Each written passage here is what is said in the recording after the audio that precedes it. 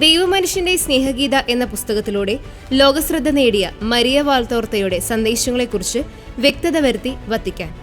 Dicastery for the doctrine of the faith ആണ് ഇത് സംബന്ധിച്ച ഔദ്യോഗിക രേഖ പുറത്തുവിട്ടത്.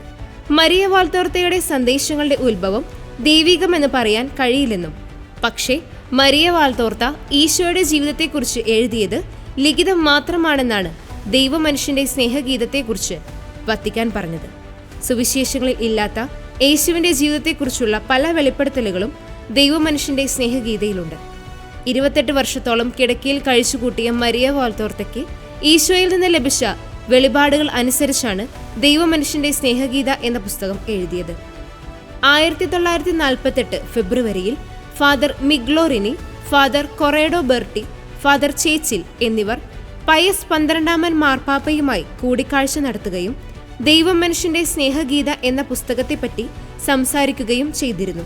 എന്നാൽ 1 വർഷത്തിനു ശേഷം പയസ് 12 മാർപ്പാപ്പ ദൈവമനുഷ്യന്റെ സ്നേഹഗീത എന്ന പുസ്തകം പ്രസിദ്ധീകരിക്കരുതെന്ന് ഉത്തരവിട്ടു.